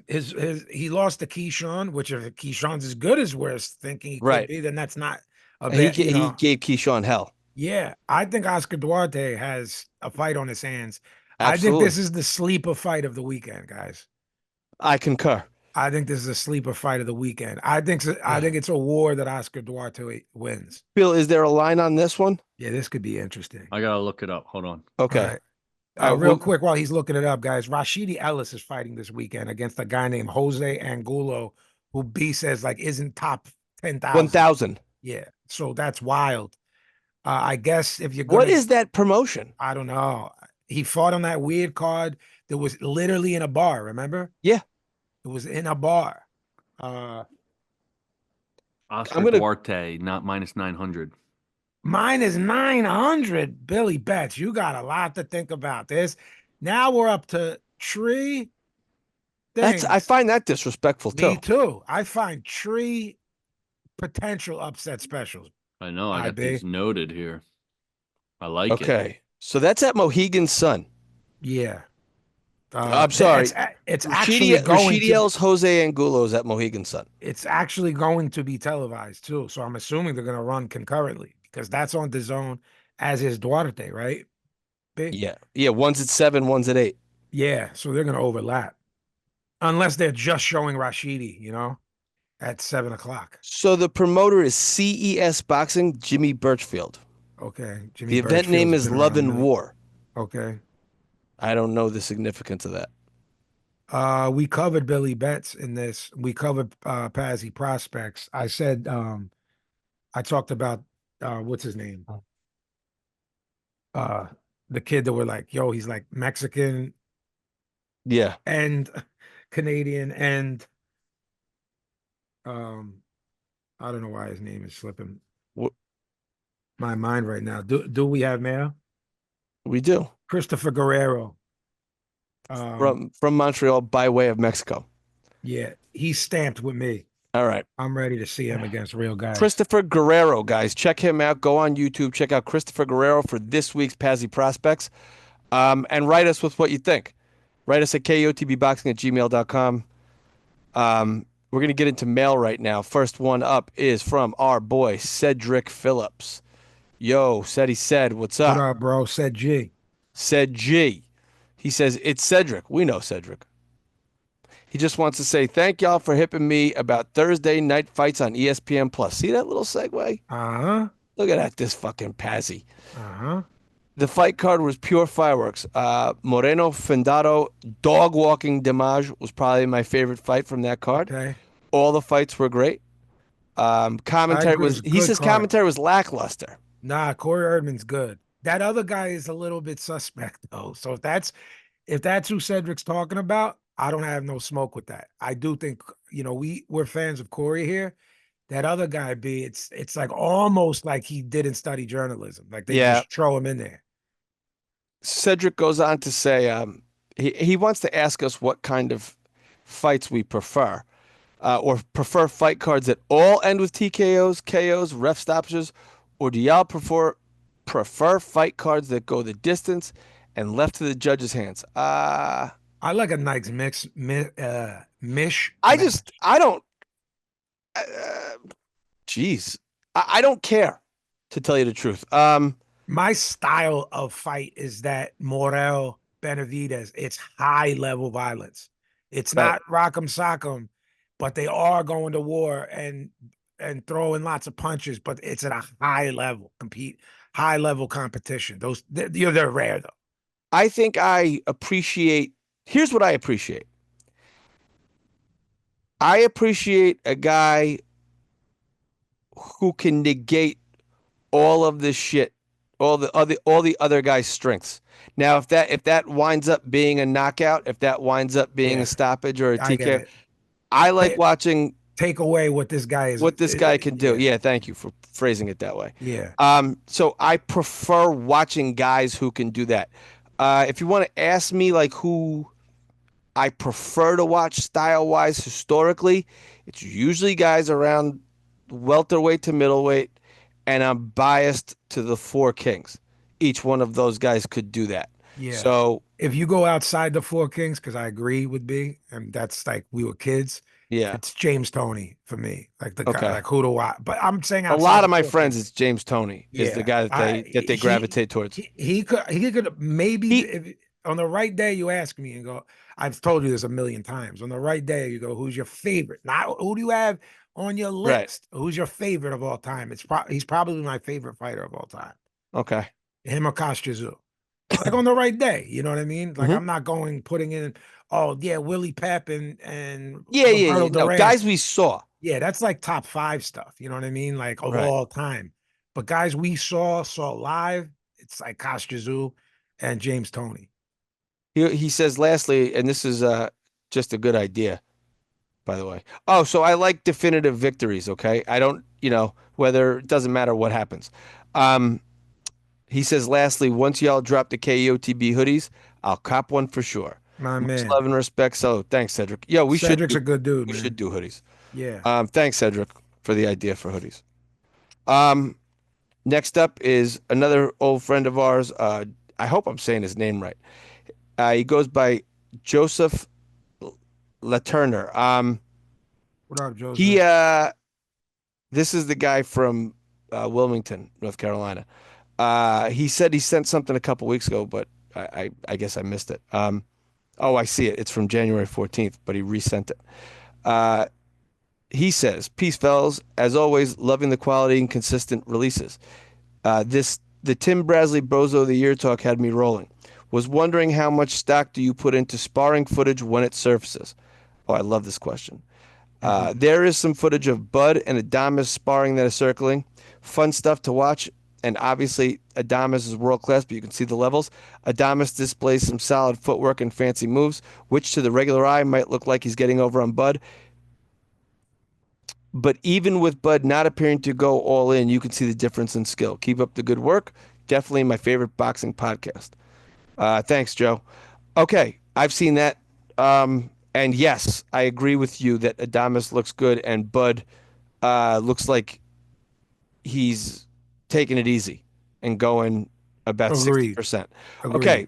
Adamas is a good, solid fighter. He's not Bud. Yeah. So I don't put too much stock into sparring footage. Unless they give me context, right? So if they say, "Oh, here's a sparring footage of Tank and Devin Haney," which I think is out there. Mm-hmm. The context of it is like Tank literally just got off a plane and Haney was like 5 rounds in. Guys, and then they walked in, threw gloves on him, and they started fighting. Guys, Brendan can handle himself in a ring. He's friends with legit former champions. He could go around with some of them, and that's footage. It's like right. Everything. Yeah. I mean, I context. could survive. Everything. No, I just mean everything is context. It's right. Like, it's context. You'll beat up most civilians. You're fighting an ex-champion. Yeah. Who's in there with him? Look, you want to see some good stuff? Look up the Paulie Spadafora Floyd sparring footage. Any Duran stuff is it just shows how ill he was. I'm not saying yeah. Oh, do I take anything from this? De La Hoya You can say, Uh, I respect what B's saying that he doesn't take much away, but and I'm not saying I'm not one of these people that say, "Oh, Paulie Spatafora got in Floyd's ass." Hey, yo, we don't know what percentage he was functioning at, but you do see how good Paulie Spatafora oh could be. yeah. He's I see. To me, there's other sparring footage of Spadafora where like he's going into like the second week before the fight, and yeah, you where see him he. really sharp against a guy, Oh yeah, another guy who's really sharp. oh yeah. Um, that Maybe my personal biggest what if. yeah, yeah. A lot of people. It's their what if. Young Oscar against um Julio Cesar Chavez. That Yeah, sparring footage is out yeah, there. yeah. I mean, there's just tons and tons. Like YouTube is an insane resource, and the amount of shit that gets uploaded. Um, I like the shit talking during sparring. I like Me watching too. that. Like Butch if James guys, Tony was another one. yeah, Basically just dog walked you by talking shit. talking shit, I yeah, mean, I would say definitely you can't say more than Ali, the modern day goat of shit talking, James Tony. sure, You know, of our what we would yeah, consider our era. Yeah, Ali, of course. But I mean, he was saying things to Samuel Peter that I can't say right, because I'm not black. He could say it because they're both black guys, but I'm not right, saying that shit. yeah. It's interesting. Again, the question is how much stock do I put in it? I don't put too much stock in it I only don't because either. again, man, like I'm in talking to my friends when they go, yeah, dude, I sparred 17 rounds that day, Yeah. and five Yo, guys, I had the and fucking flu and I right, and sparred they four rolled. kids. Yeah, I was having a bad day. I was working on something, Yeah. like I'm working on this one move the whole time, One right, thing, and I'm all getting my ass day. kicked. So I got Yeah, busted up because of it, because I was trying to really hone in on this one thing that I want for this fight. So so I wasn't looking, context is yeah, the most context important is thing, king. right? But, All right, but if you haven't seen Paulie Spatafora, Floyd, or any of the Roberto Duran stuff, it's great. There's later day Roberto when he was still eking out crazy wins, like around the Barkley fight, and he yeah. still is a master, a master. Check out Tommy Hearns sparring too, like when around the time Tommy's moving up to like middleweight when they're Yeah, inventing super middleweight as a yeah, division, yeah. On his and way up. on his way up to like light heavyweight, where Yeah, you just see a guy who this guy was a welterweight and a great yeah, man. welterweight, Yeah, man. and now he's just. And the crazy part was he didn't have a lot of knockouts in the amateur ranks. You know No, what I mean? no. When then he was one hitter quittering people, Yeah, like as a pro. folding them, So packing them up. so again, guys, there you go. A guy who's not a big puncher in the amateur ranks. Who knows why? Due to the shorter time on the fights. Yeah, Back then they fought no headgear. I yeah. don't know. I don't know what the weight of the gloves was back I then, but don't know either either. way, he found power, technique, or something Yeah. as a pro. Um, Another one of our old friends, Benjamin Turney. What up, Ben? He writes in, "What's up, fellas? Your man Benjamin Turney here.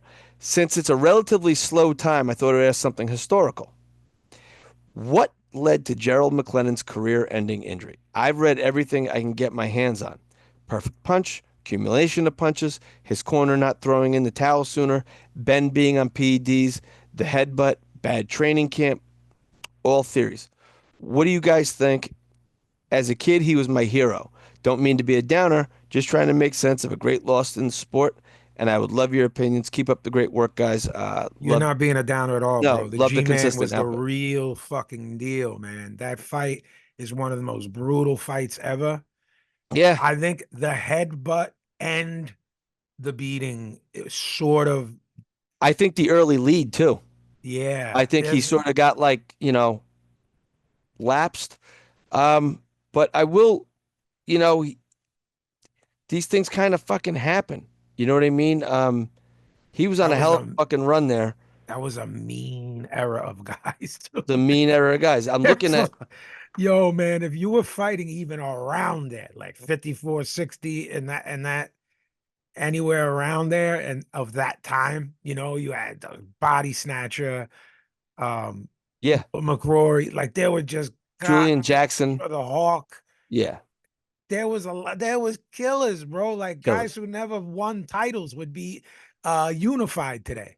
Right. at 54 and 60 in the 80s. Donald Curry. I mean, you talk about maniacs at the highest level. Mhm. Yeah, it was a really good era. Playoffs. Playoffs. This is covered in Dark Trade. The Mhm. first episode we ever had. I used to do a recommendation at the end of each show. Yes. I don't anymore just because I think we kind of touch it during the show. I feel like it was an unnecessary segment, and we've replaced it with better stuff like Billy Betts and Yeah. Pazzi Prospects. But anyway, it's over there on my bookshelf. I do this from my office. Yeah. I own it as well. Yeah, get that book. It's Dark Trade is the perfect name, by the way, guys. Right. It's dark. That Dark. book. Yeah. So get that book, Ben. But my answer is I do believe the headbutt, the early lead, and then the headbutt switched things. Yeah. And I don't think he was right after the headbutt. There might have been it might have been concussed, and I think that the reason why the corner didn't stop it was because of the early lead. I think they thought he was going to come back, and he was icing everybody leading up to that. Oh, G-Man was a killer. G-Man was a killer. He lost. He's a guy, that's another guy who lost 2 early fights in his career and came back and rebuilt himself with win after win. Because you could do that then. Sure. Now you're cooked. And we're guilty of it, but we call you cooked when we see something. See something, right. You know what I mean? Yeah. So when did that fight? 93? When was that fight? Or 95? Was it that late? It's 95. Yeah. It's 95. Wow. Yeah. I was in 9th grade. Yo, we're like coming up on It's the anniversary of it. 2 weeks is gonna be 30 years. February 25th. No, it's 30 years. It's February 25th or February 5th? February 25th. You're right. Yeah. Okay. Of 95. Yeah. I could have sworn that was 93.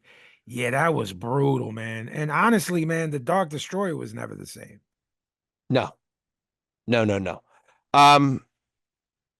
Yeah, brutal fight. I don't think he loses those Stevie Collins fights if that happens, Nigel Benn. Hush your mouth. Steve. I love Stevie Collins, but I think if you look at how it went down, I don't know, man. I think his head was not right after you fucking take someone's life. Yeah, and don't forget the Eubank fight. The 2 Eubank fights were brutal. Brutal. Right, brutal fights. I mean, Nigel Benn had brutal fights. Okay. Last one of the night, and it's short and sweet. It's from Johnny Meza, and he says, "Have we seen the last of Errol Spence?" I've been saying it since he got dog war. I said he's cooked then. For almost 2 years. Yeah, I have. You have been saying it for almost 2 years. Yeah. And I agree with you. There is a reason he's saying stuff like, I'm going to do it on my terms. I'm going to, I don't think he has the fire. And you know what? Guy fought everybody that was available to him. He did. Props to Errol Spence.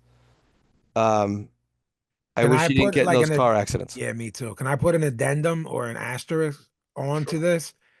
I think he's done in every way possible, meaning if we see him again, I think it's bad. I agree. So if he keeps saying his money's good, his money's long, and I hope he's right. You know what I mean? Especially when you see Broner getting locked up again and, making however much money. Oh, you didn't put that in the news? I didn't.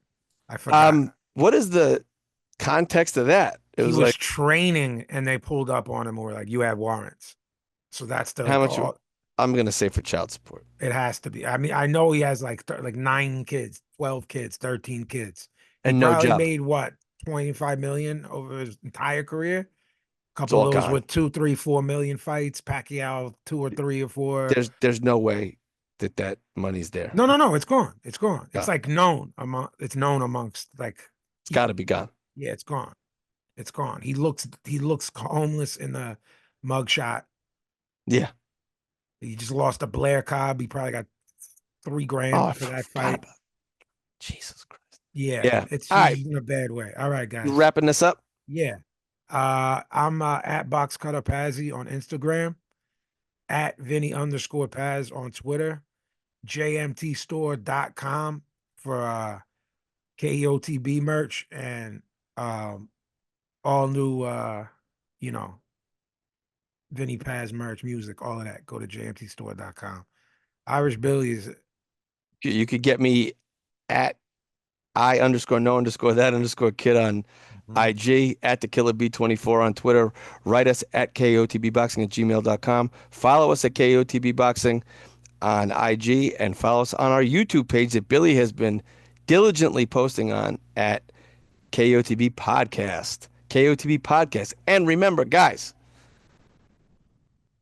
like the show, comment on the show, rate Yes. the show. It Yes. feeds the algorithm. Yes. And if you want to sell your wares, let us know. But it's a cash only deal. You got to meet Billy. Meet me over there. Billy Yeah, keeps the car running. You meet Paz in the alleyway. John's Roast Pork, the alleyway over there near the 2300 Arena. Bang bang. Boom bang. We only take payment in a brown paper bag. Correct. All right.